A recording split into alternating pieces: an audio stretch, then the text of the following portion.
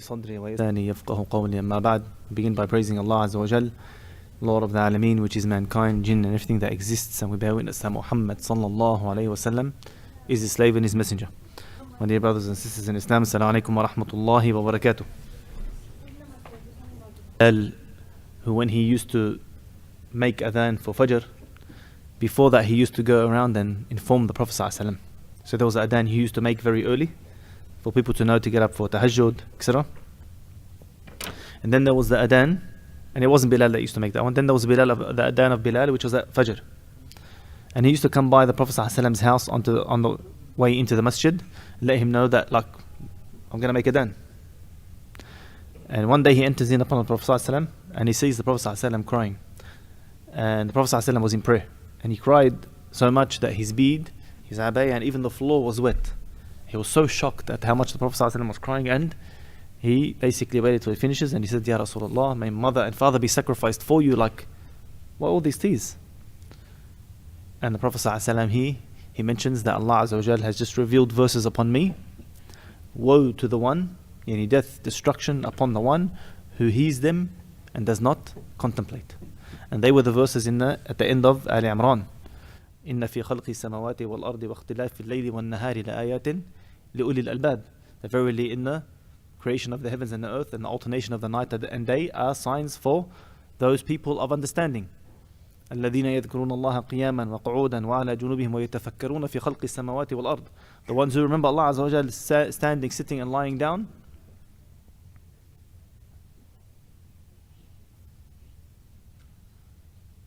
And they contemplate in the creation of the heavens and the earth. So these ayat are about contemplation. They are about reflection. They are about pondering, thinking, trying to comprehend things for their reality. This is what Islam calls us to. It calls us to think. We're not supposed to be constantly distracted. Even the kuffar are working this out. I remember I watched a TED talk a while back. I freaked out. The guy was saying that they did research and they realized a lot of the reason for the, what's the opposite to productivity? Not producing anything. So productivity as in the world, the people, not being able to be productive members of society, being able to produce something that helps mankind, is because we no longer sit there and think and contemplate and reflect about anything. The phone has pretty much occupied every single microsecond of our lives. We can't even sit in the bathroom anymore without holding the phone. We can't even have a shower anymore except we have the, what do they call them? The waterproof earbuds inside our ears. Before, he said, whenever the brain, it needs time to detox. It needs time to relax a moment and needs time to de-stress. And that's where it thinks. It comes up with ideas. And that used to happen when you're sitting down on a table eating. It used to happen when you go to the bathroom, when you have a bit of a shower, when you sit down for a moment on your own. Because now that's completely occupied with the phone. You can't think anymore. You can't contemplate. You can't ponder. And Islam wants us to ponder over the signs of Allah Azza wa Jal and to reflect upon the attributes of Allah subhanahu wa ta'ala. And He wants us to reflect upon ourselves. Let me repeat that again. It wants us to reflect upon ourselves, our nafs, our actions, and our inaction. Brothers and sisters, everything from the universal and the shari'i signs of Allah Azza wa Jal, we're supposed to contemplate. That which will humble us and make us understand Allah Azza wa Jal and the reality, Islam calls us to reflect upon. For example, one of the universal signs that Allah Azza wa Jal mentions in the Quran that we're supposed to reflect upon is the ayah where Allah Azza wa Jal says, إِنَّ فِي خَلْقِ السَّمَاوَاتِ وَالْأَرْضِ وَاخْتِلَافِ اللَّيْلِ وَالنَّهَارِ وَالْفُلْكِ الَّتِي تَجْرِي فِي الْبَحْرِ بِمَا يَنْفَعُ النَّاسِ. That indeed in the creation of the heavens and the earth and the alternation of the night and the day and the great ships which sail through the sea, that which benefits people. So Allah is bringing our attention to the great ships that sail through the sea. What do they sail through the sea? They bring benefits to people, cargo. They take people and they take product from one city to another, right? وَمَا أَنزَلَ اللَّهُ مِنَ السَّمَاءِ مِن مَاءٍ فَأَحْيَا بِهِ الْأَرْضَ بَعْدَ مَوْتِهَا وَبَثَّ فِيهَا مِن كُلِّ دَابَّةٍ. What else do we reflect upon? And what Allah has sent down from the heavens of rain, giving life thereby to the earth after its lifelessness. So look at the death of the earth and the resurrection, right? And dispersing therein every kind of moving creature. So Allah wants to bring our attention to the fact that He brings forth rain from the sky. He brings out of the ground produce. He's the one that allows animals to thrive so that we can eat and benefit from the animals and from the produce. To eat and drink and have clothing and travel on. And bringing our attention to the resurrection. That just like the earth dies and is resurrected, then you shall too die and be resurrected. وَتَصْرِيفِ الرِّيَاحِ وَالسَّحَابِ وَسَخِّرِ بَيْنَ السَّمَاءِ وَالْأَرْضِ. And His directing of the winds and the clouds controlled between the heavens and the earth. Even the winds, whether it blows this way or blows that way, this hot or this cold, this hard or this soft.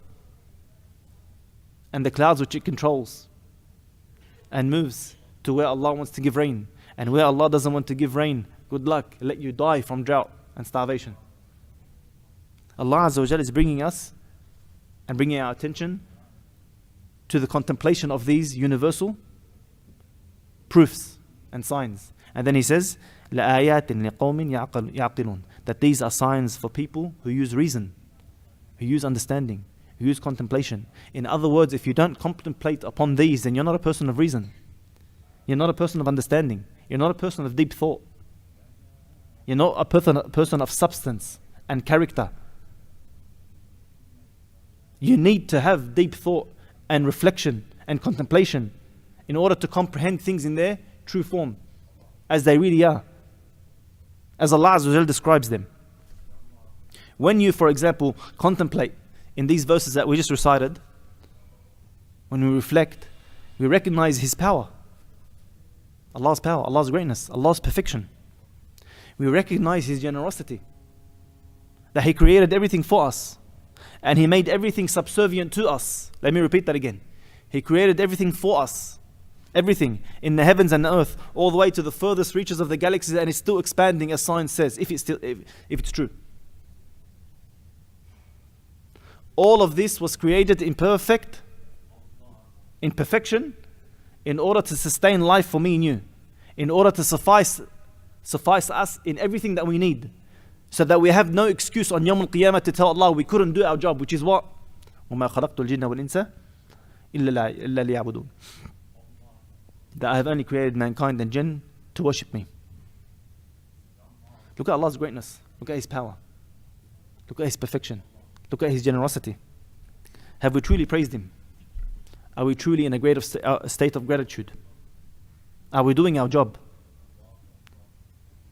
Are we going to be able to answer the questions when we hold to account on Yawm al-Qiyamah?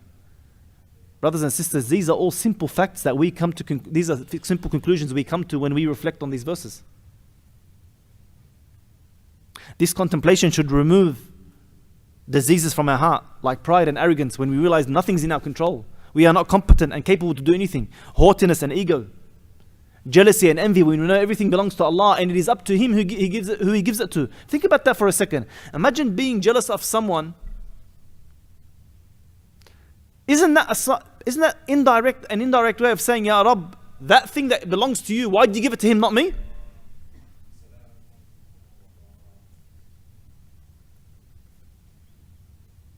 Notice that throughout the Quran, when Allah describes the kuffar, when He describes the people of hellfire, when He describes the rich people, He always says or talks about a concept called istighna.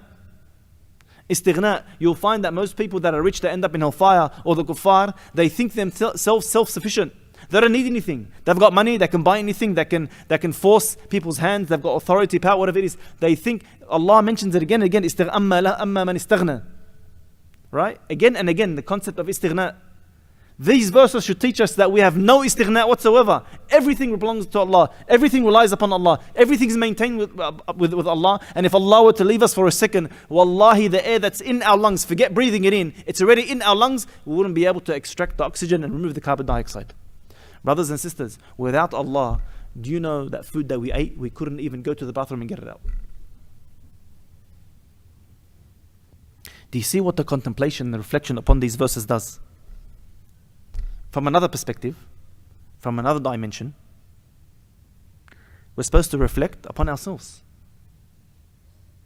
We reflect upon our nafs. We reflect upon our actions. We reflect upon our inaction. Brothers and sisters, wallahi, I could not be more serious than right now. Now, Ibn al-Qayyim, he mentions that Al-Fudayl says, Al-Fudayl ibn Iyad, the famous scholar, contemplation is a mirror by which we see our good qualities and our bad qualities. I'll repeat that again. Contemplation is a mirror with which we see our good qualities and our bad ones.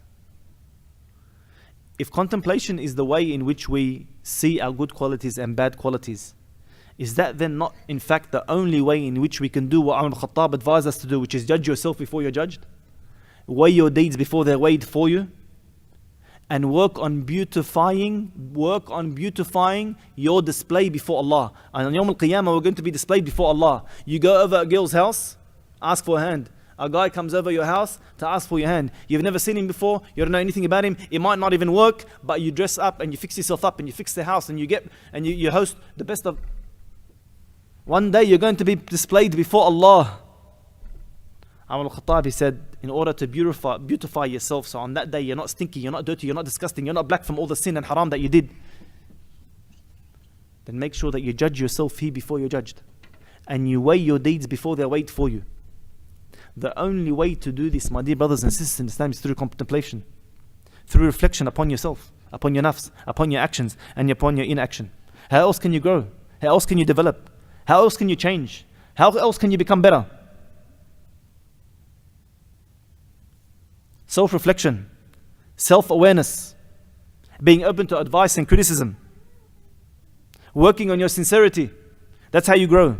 That's how you develop. Criticizing yourself.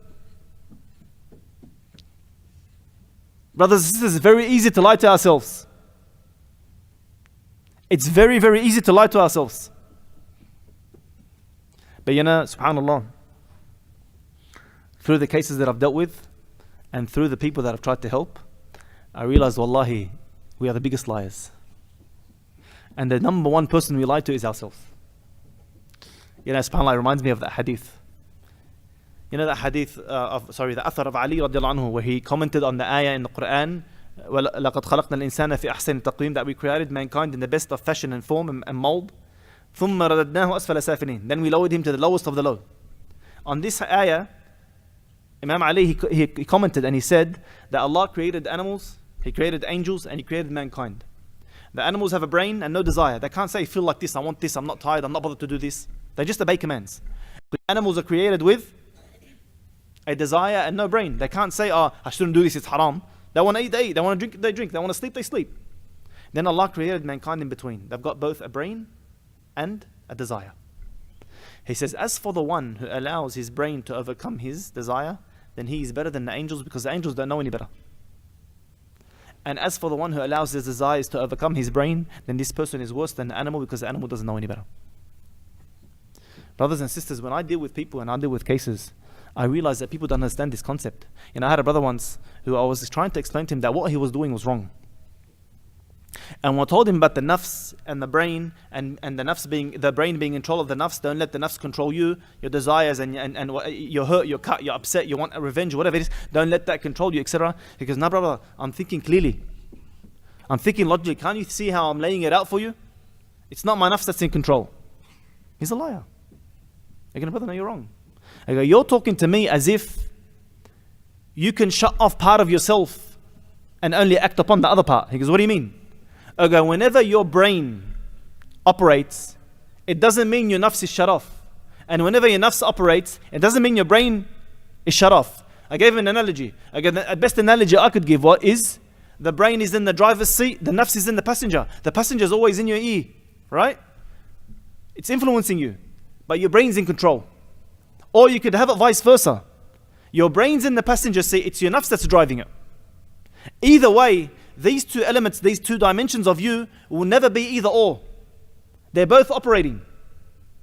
He goes, what are you trying to say? I go, what I'm trying to say is that your nafs is in the driver's seat and your brain is justifying what your nafs wants to do. That's why you're acting you think you're acting logically.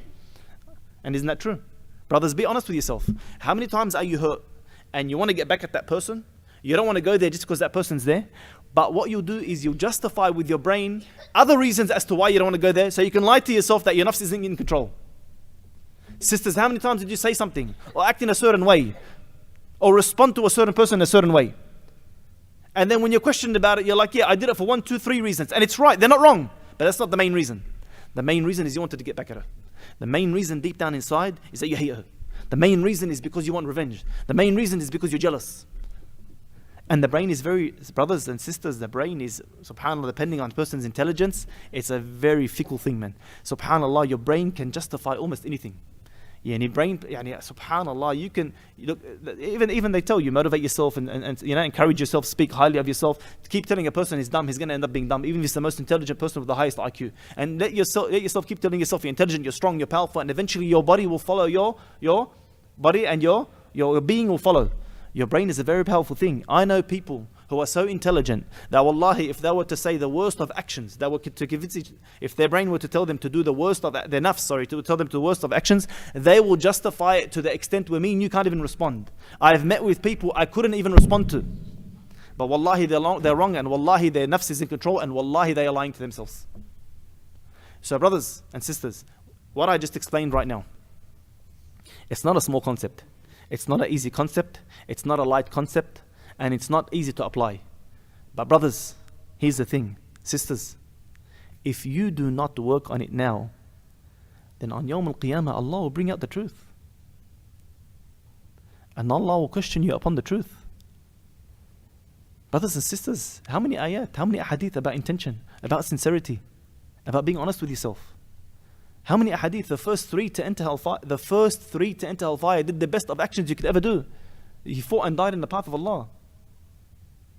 He spent money so much that his left hand didn't know what his right hand gave. He learned knowledge and taught it his entire life. But he ended up doing it for other than Allah. They actually thought they were getting to Jannah. When Allah tells them, what did you do? They're happy. Ya Rabb, I fought and I died in your path. He says, no, you're a liar. So brothers and sisters, it's very important that me and you try to work this out now. Who's in control? Your nafs or your brain? When that family incident happened and that person hurt you, the actions for the next 10 years, who's in control? Your brain or your nafs? Be honest with yourself before Allah brings out the truth and He judges you for it. That's only going to occur through contemplation. That's only going to occur through criticizing yourself and judging yourself. That's only going to occur through self-reflection. And you're not going to enter Jannah illa biqalbin salim, except with a clean, pure heart. That's why Imam al-Hasan al-Basri, he comments on the ayah. He says, سَأَصْرِفُ عَنْ آيَاتِ الَّذِينَ يَتَكَبَّرُونَ فِي الْأَرْضِ بِغَيْرِ حَقٍّ. That I will turn away from my signs those who are arrogant upon the earth without right. Allah will turn away from His signs those who are arrogant upon the earth without any right. Imam al-Hasan al-Basri, he comments on this and he says, أَمْنَعْهُمُ التَّفَكُّرْ فِيهَا. That I will deny them the ability to think and contemplate and reflect upon those signs so they can never arrive at the truth. Allah will literally deny someone arriving at truth, constantly being distracted his entire life, not being able to fathom and understand and reflect upon the truth because of his pride or his arrogance, because his nafs, the disease of the heart, took control over his brain. So he became worse than an animal. She became worse than an animal. They don't deserve guidance.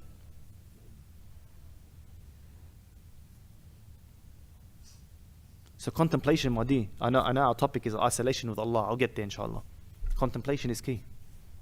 For example, I'll give you an example. If we contemplate about the ayat and the ahadith in regards to the diseases of the heart, right? We can't enter Jannah illa biqalbin salim, except with a clean, pure heart, right? And this is Ibrahim who's panicking. This is Ibrahim alayhi salam, the only other Khalil of Allah, the only other close beloved friend of Allah. He's panicking on Yawm al-Qiyamah, Ya Rabb, وَلَا تُخْزِنِي يَوْمَ يُبْعَثُونَ. And do not disgrace me on the day that we're all resurrected. يَوْمَ لَا يَنْفَعُ مَالٌ وَلَا بَنُونَ. On the day when no wealth or family or benefit will be of any benefit. إِلَّا مَنْ أَتَى اللَّهَ بِقَلْبٍ سَلِيمٍ. So even Ibrahim alayhi salam is in a state of fear and panic and worry and anxiety on that day for not having a pure heart. So when we reflect upon these ayat and these ahadith about the diseases of the heart, right? For example, one ayah that really got me as I was studying overseas, one of the first surah that I memorized, Surah Al-Baqarah, was the ayah, وَعَلَمُوا أَنَّ اللَّهَ يَعْلَمُ مَا فِي أَنفُسِكُمْ فَاحْذَرُوا. And know with certainty that Allah knows everything that you conceal with your hearts, in your hearts, so beware of Him. What a verse. So first and foremost, be sure, without any certainty, that Allah knows your deepest, darkest secrets, that which even yourself don't like to remember because you're disgusted by yourself, let alone other people. And we all have them. Then the warning that He gives isn't by death or the Day of Judgment or hellfire. He says, فَحْذَرُوا, so beware of Him. The warning is by the greatest Himself.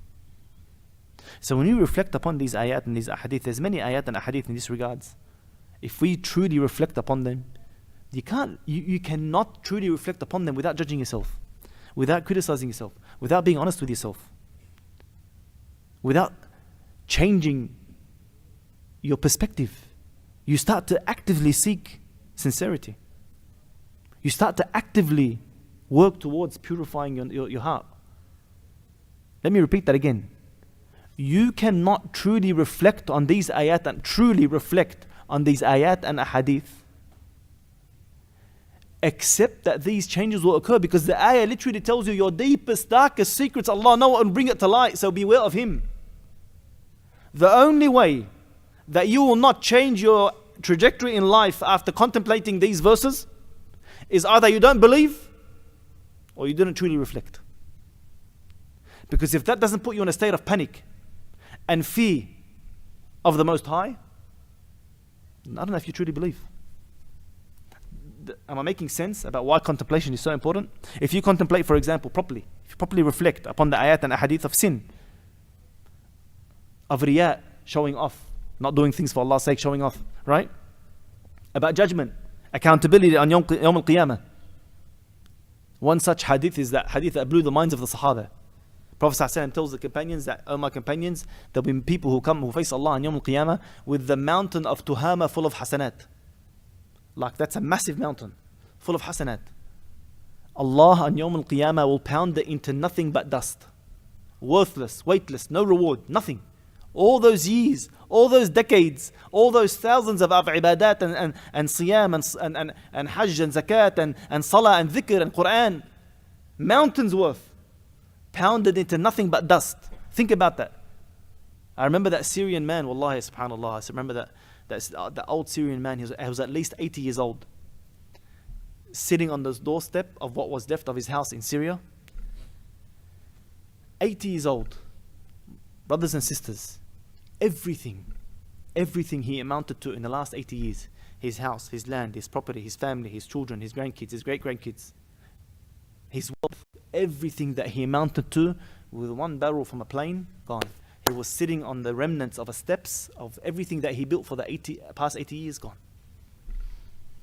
That's nothing compared to on Yawm al-Qiyamah, after decades upon decades of hasanat, building an entire mountain with them, having it turned into nothing but dust. So the companions were shocked. Ya Rasulullah, why? Tell us who they are. Tell us what they did so we don't do it, so we're not amongst them. Prophet ﷺ, he said, they are from your kind, from your people, and they have a portion of the night, they pray a portion of the night just like you do. The companions, khalas, mind blown. What do you mean? They're like us, and they pray like us at night. He said, except whenever they were alone, they transgressed the boundaries of Allah. So they were only doing it in public. Only in public were they praying the night. Only in public were they doing their dhikr and their Quran and their etc. As soon as they were alone, every time they were alone, they transgressed every boundary of Allah. On this day, Allah will leave nothing of their hasanat and nothing of their salah, nothing of their zakat, except that He destroys it. When you truly reflect upon these ayat and ahadith like this, how can you not recalibrate your perspective in life? How can you not change and readjust your trajectory? Right? How can you not actively strive for righteousness after that? How can you not beg Allah to be able to shed some tears for His sake? To feel iman in our hearts, to feel taqwa, to feel khashya, fear of Allah in private, in public and in private. Again, the only way I know that one can reflect upon these and not change is they don't believe or they didn't reflect in the first place. If we truly reflect upon the reality of life, on the reality of death, on the horrors of the Day of Judgment,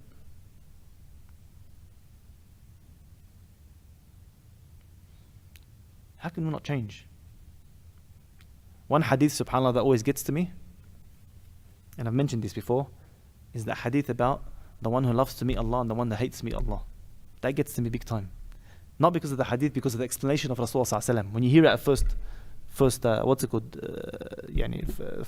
time, you don't think deeply into it. I'm talking about contemplating and reflecting. So the Prophet ﷺ tells the companions, or in this case he tells Aisha radiallahu anha, that when the time of death comes, whoever hates to meet Allah, Allah hates to meet him, and whoever loves to meet Allah loves to meet him. And it's obvious, if Allah loves you and He loves to meet you, then you're already guaranteed Allah's mercy and enter Jannah, because you can't enter Jannah without Allah's mercy. And if Allah hates to meet you, then you know the one that hates you is not going to give you mercy. The one that hates you is going to show you animosity. So Aisha understood the repercussions of this, the consequences. That if Allah doesn't love to meet us, or we don't love to meet Allah, then that's it, it's over. But she's worried because who loves death? No one wants to die and to meet Allah. Everyone wants to meet Allah, but no one wants to die, because you have to die to meet Allah. So she asked him, Ya Rasulullah, but who loves death? Prophet ﷺ said, this is not what I'm referring to. He goes, what are you referring to? He said, I'm referring to when the time of death comes. So the angel of death is now in front of you. It's over. It's inevitable. You can't change it. It's done. It's just a matter of microseconds and you're in the akhirah. At that moment, when you know it's inevitable, before that, I hope I live a long life. Before that, Ya Allah, don't let me die unless in a good way. Before that, I can pray and fast. I can do things. But once it's there right in front of you, the angel of death is there, you're gone. A person starts to think what is done. If a person's done good, he can't wait to show Allah, so he loves to meet Allah, Allah loves to meet him. If a person's done bad, he's got nothing to show Allah. He's going to hate to meet Allah, so Allah is going to hate to meet him.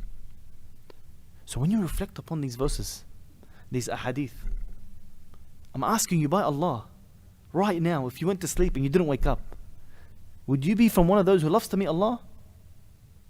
Do you have anything in your good deeds, in your arsenal, that you would be proud to rush to show Allah? Is there a single salah you felt complete khushu'? Is there a single act where it was completely sincere? Is there some massive form of tahajjud, some massive form of zakat, something that you've done that you're so proud of to show Allah Azza wa Jal? If not, then how can you reflect on these verses and not change? Right? Not criticize yourself, not judge yourself, not weigh your deeds. I don't want to die.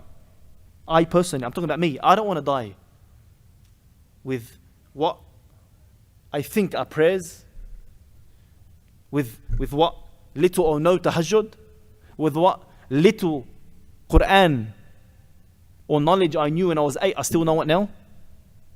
Or at 40 and at 50 and at 60, I still know the same Quran and the same knowledge I knew at 8 and 10. I don't want to die with no legacy, with nothing that I left behind to continue to give me hasanat, to give me a chance in akhirah. Imagine that, Yawm al-Qiyamah. Brother, I gave you strength and knowledge and health and wealth and family and security. You're not in your countries. You're not being bombed to hell, right? You're not worried about your name being written if you go to the masjid. You're not in prisons. You're living better than 90% of the world. Your living standards are better than 90% of the world. I gave you 40, 50, 60, 70, 80 years. What do you have to show for it?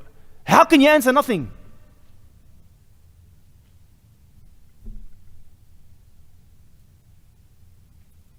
So again, truly reflecting upon these, and I've got many examples here.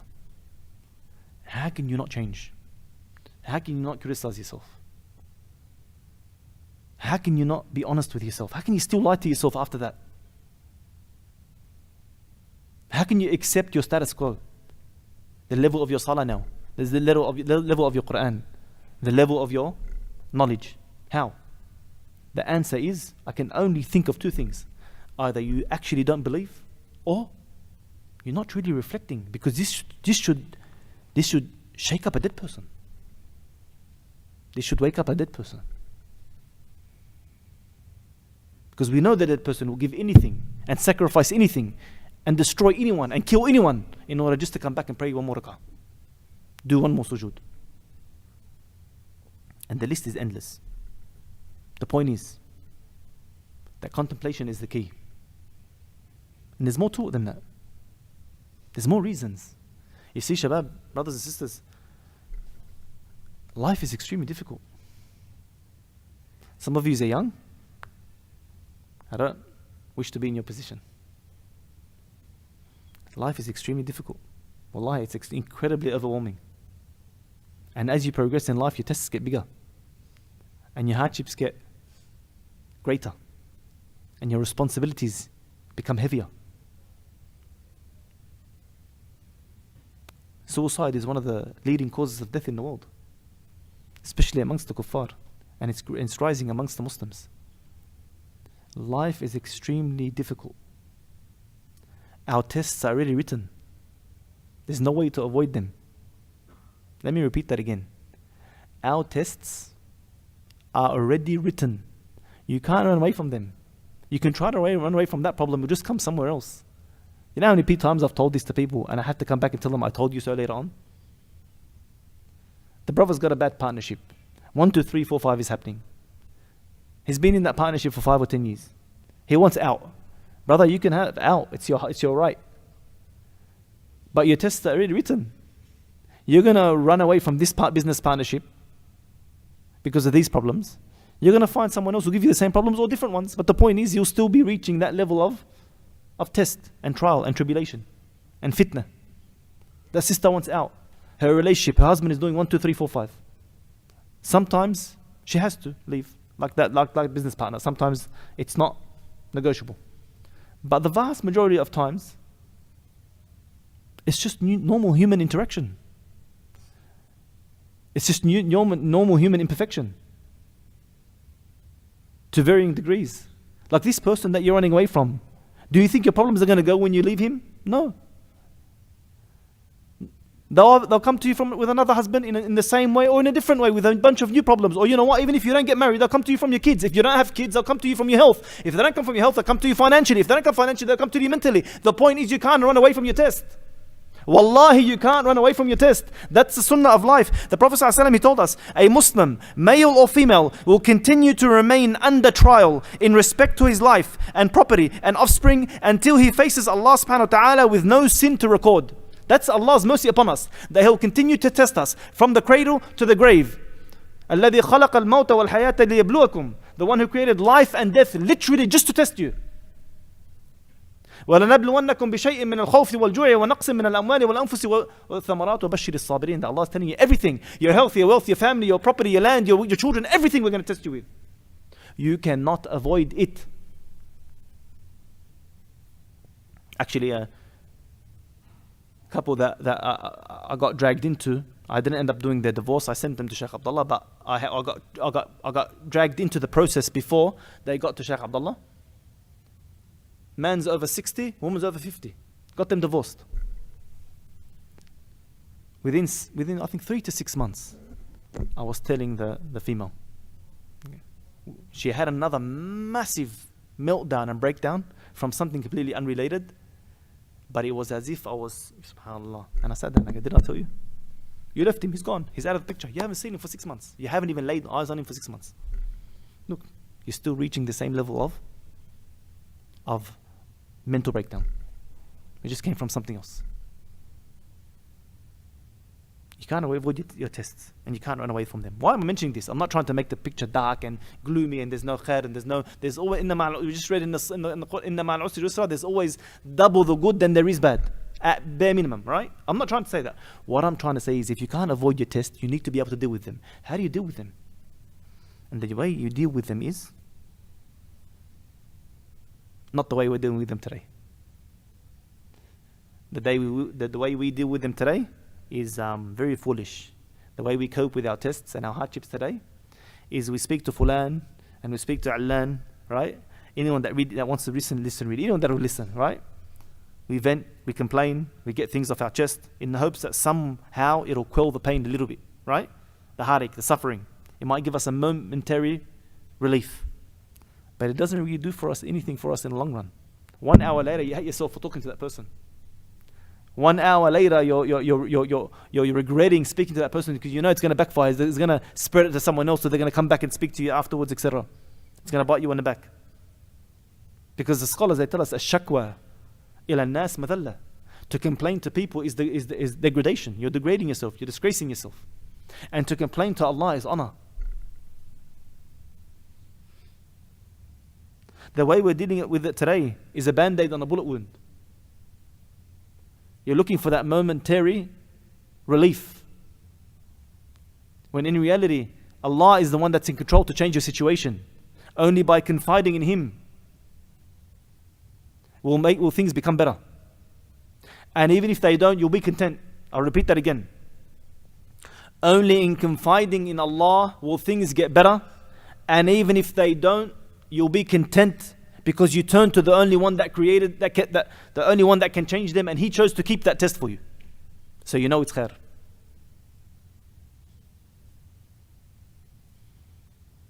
My brothers and sisters, I'm telling you this and I'm being very, very honest. The vast majority of people do not know how to confide in Allah. They don't know how to speak to Allah. They don't know how to complain to Allah. They have no connection with Allah. If you don't have someone's number, can you call them? Brothers and sisters, confiding in Allah doesn't mean you go and you make those ad'iyah that the Prophet ﷺ taught us about, about your rizq, or about your health, or about your wealth, or about your family. That's not confiding in Allah. That's making dua. Confiding in Allah is something completely different. The point is, the way we're going about it, I'm going to explain it in a moment. The point we're going about it is extremely wrong. I'll give you an example. We all want to be fit.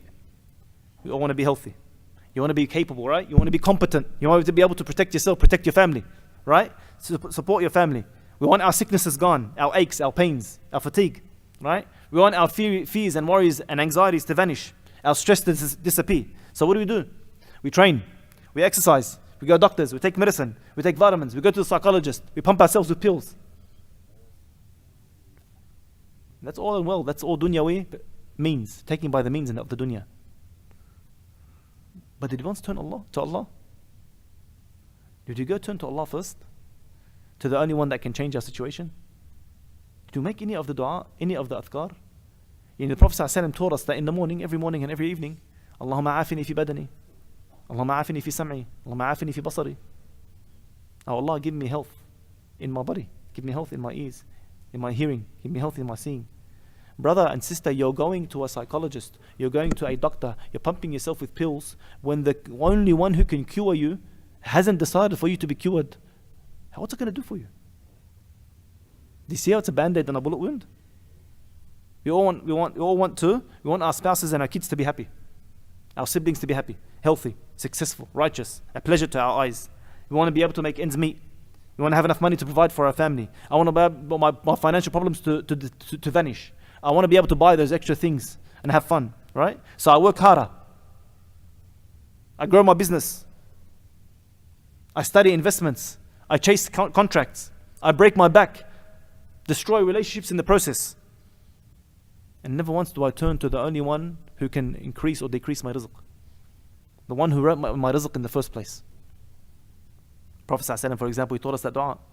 Allahumma inni a'udhu bika min al-hammi wal-hazan wal-ajzi wal-kasal wal-jubni wal-bukhl wa min ghalabati ad-dayni wa qahri rijal. Had we made the dua, had we turned to Allah first, had we confided in Him with our problems, and then chased by the means, that would be the right way. It's not an either or. But we're dealing with it completely wrong. And I understand. It's the world we live in. It's the materialistic world that we live in. It's this hyper-individualistic world that we live in. It's what's promoted. To be successful, jump online. To be successful, what do you need to do? A massive part of it is always to chase the dunya. To do X, Y, and Z. But as Muslims, as people who believe, we know that the answer isn't to turn to the means even further. It's to turn to the creator of those means. The only one who controls everything. Now what does that have to do with our talk today? Contemplation, reflection, judging oneself, being honest with oneself. Our topic is isolation with Allah Azza wa Jal. The question is, can you contemplate when you're around people? Can you reflect when you're on your phone? Can you think about your situation when you're watching TV? And forgive me, even tahajjud here in the center in Ramadan together, it's not the same. What's the point? You're falling asleep while the imam's just reciting out loud. You don't even know what he's saying. In sujood, you are falling asleep. The bloke's nudging you so you can get up. What's the point? I'd rather you stay at home and pray 2 rak'at with Qul Allahu Ahad and Qul A'udhu Rabbil Falaq. But when you put your head into that sujood, you start to say to Allah in whatever language, in whatever style, in whatever format, all your problems. And you don't raise your head from there until you've let it all out.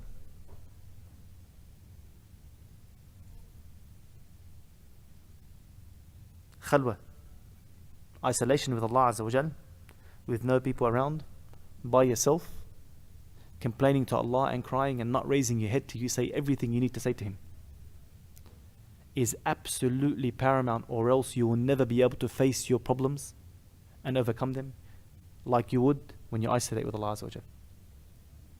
You will never be able to grow like you would with Allah Azza wa Jal. Do you think you're capable of changing yourself without Allah's help? But the Prophet ﷺ himself used to make the dua. Allahumma hdini li ahsani al-akhlaq la yahdi li ahsaniha illa ant wasrif anni sayyi'aha la yasrifu anni sayyi'aha illa ant. The Prophet ﷺ used to make this dua. Oh Allah, guide me to the best of manners. No one can guide me to those manners except for you. And remove for me the evil manners, evil characteristics. No one can remove them from me except for you. This is our aqidah. This is what we believe in. That's the only way to change.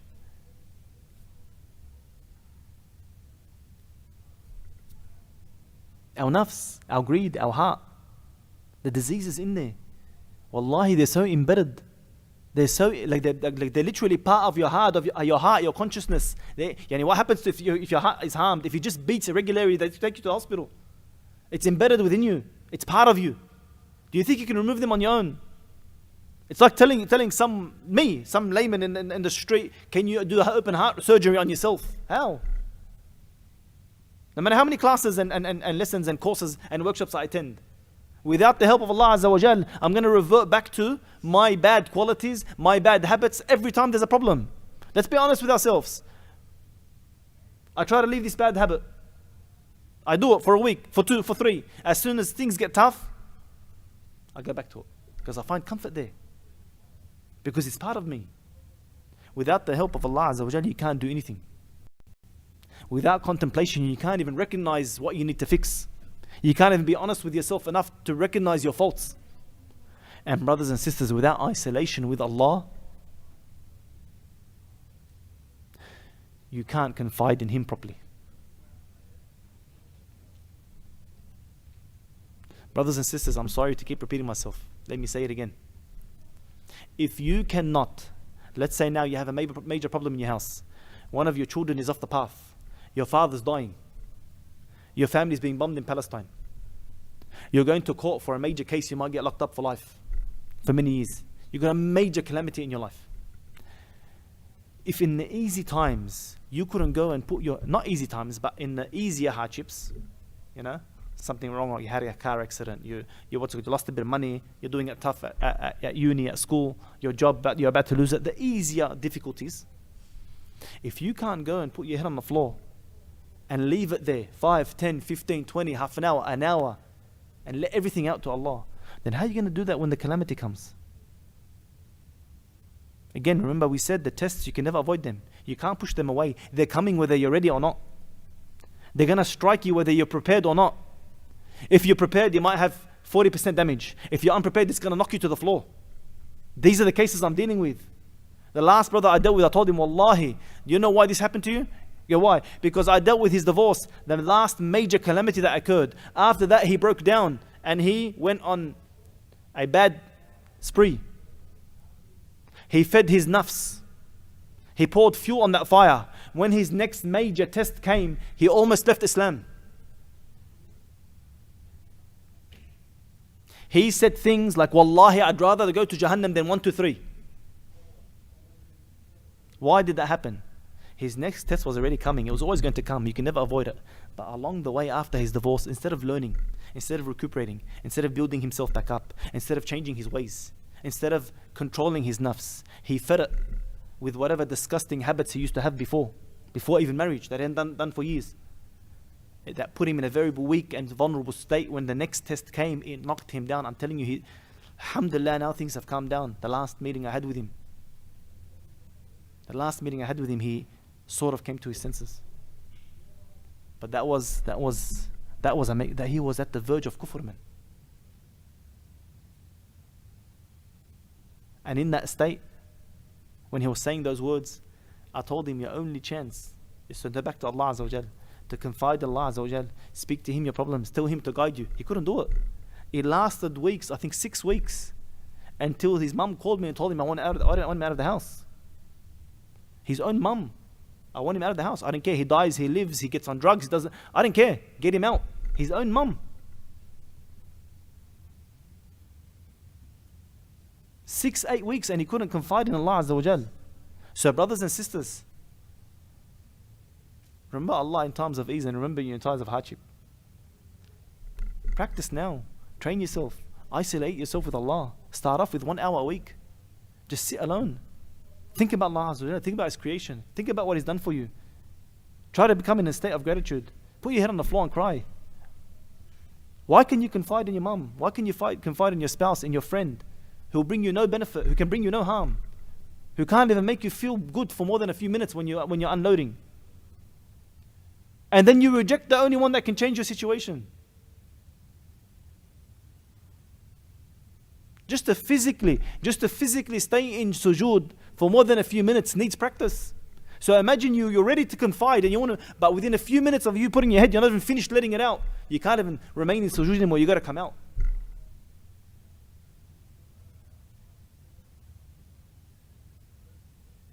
Brothers and sisters, you will never, ever, ever be able to fix your problems and grow and change without your isolation with Allah Azza wa Jal, without contemplating in the isolation with Allah Azza wa Jal, without confiding in Allah Azza wa Jal. I'm telling you, you will never be able to do it. I don't care what site you go to and what drugs you jump on. There is no comparison. When you confide in Allah Azza wa Jal, when you cry to Allah, when you let everything out, Wallahi, uqsum billah, after you do that, it doesn't even matter if your test or your problem is removed or not. The fact that you let it out to Allah and you gave it over to Allah, you deal with it, that's enough. I'm telling you, Wallahi, from experience. There are things in my life, years upon years, I haven't been able to get rid of. Issues, problems. After I put my head in sujood and I just say everything I need to say to Allah Azza wa Jal, when I leave that morning, I come here to Fajr, I do not care anymore whether that stress and that pressure and that anxiety and that fear and that panic and that constant thinking that you can't even breathe and eat and drink. It goes. Because you left it in Allah's hands. Ali radiallahu anhu, he said, when I used to make dua, if Allah accepted my dua, I'd be happy once. If Allah rejected my dua, I'd be happy 10 times. They said, why, Ya Ali? You didn't get what you wanted. He said, because when my accepted was dua, my dua was accepted, Allah gave me what I wanted. When Allah rejected my dua, He gave me what He wanted. So I'm 10 times happier that He gave me what He wanted than He gave me what I wanted. He chose not to accept my dua, then that's, subhanallah. I can't repeat this enough. When Allah has ordained a test for you, if it's a test for a week, a month, or a year, I know, brothers, I have never ever sat with anyone that isn't mubtala. Brothers and sisters, there isn't a single one of us here that isn't tested. There isn't a single one of us here that if I sat after this lesson, it would drag out for 2 and 3 hours. We all got problems. We all got issues. Family, health, wealth. Some people it's jinn, shayateen, mas. Some people it's doubts, kufr. Others, I'm telling you, I have dealt with things you wouldn't believe is a test. I'll leave from there, I'm shocked. Like, what's happening? What's this? Like, how could this be a test?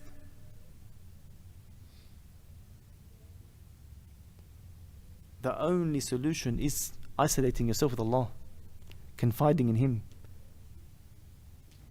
having that contemplation alone. That's when it doesn't matter anymore. It doesn't matter whether Allah fixes it or not. You've done what you're supposed to do and you've given over your issue to Him. And He chooses what is khair for you, what is best for you. That's the only way. Because if Allah Azza wa Jalla has ordained for you to go through a test for 10 years,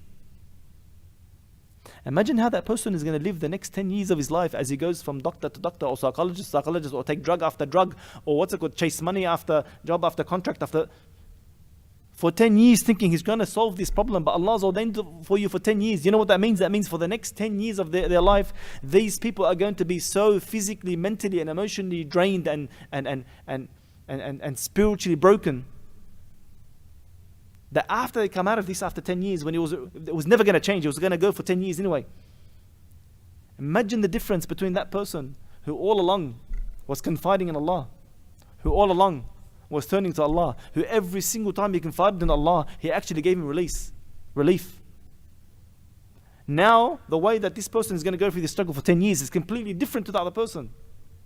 And the way he'll come out of this, having grown in the iman, in the tawakkul, in the yaqeen, in the physical strength, in the mental strength, in the emotional well-being. This person will come out at the end far stronger, far more capable, far more productive for himself and his community than that person who was completely broken by his test. She was completely broken by her test, unusable. They can't do anything anymore. They can't benefit anyone or themselves anymore. That's the difference, my dear brothers and sisters in Islam. And that's why the Prophet ﷺ, isolation was made beloved to him before the Risalah. It led to him becoming a prophet. That he kept searching and asking and begging to Allah, like, who are you? Who am I supposed to worship? What do you want from me? Until He gave him the Risalah. Ibn Taymiyyah, he says, I swear by the one who we are not allowed to swear by anyone other than His name. The desolation and suffering in our hearts will never be removed except by isolating ourselves with Allah subhanahu wa ta'ala alone. I'll repeat that again. I swear by the one who we are not allowed to swear by anyone other than Him. The desolation, look at the word, the desolation and the suffering in our hearts will never be removed except through isolating ourselves with Allah subhanahu wa ta'ala. Muslim bin Yasar, he says, there is no pleasure greater than isolating oneself with Allah subhanahu wa ta'ala and asking Him alone. There is no comparison in anything in this dunya. No drug, no sin, no haram, no filth that you could ever do, that will ever compare to isolating with yourself, with Allah Azza wa Jalla, and confiding in only Him. It protects you in the dunya and in the akhirah. We explained the dunya. As for the akhirah, it protects you from an evil end. It protects you from an evil end. Because a person that's suffering, that's in a major test, that can't confide in Allah, when death comes at that time, how are they going to turn to Allah? How are they going to utter the shahada? On the Day of Judgment, one of the 7 that are shaded when there's no shade except Allah's shade is a person who remembered Allah Azza wa Jal alone and shed a tear. One of the people that hellfire will never ever touch is a place where you shed a tear for the sake of Allah Azza wa Jal. The Prophet ﷺ, he tells us, إِنَّ اللَّهَ يُحِبُّ الْعَبْدِ الْخَفِيِّ, that Allah Azza wa Jal loves the servant that's khafi. What's khafi? The ulama, they tell us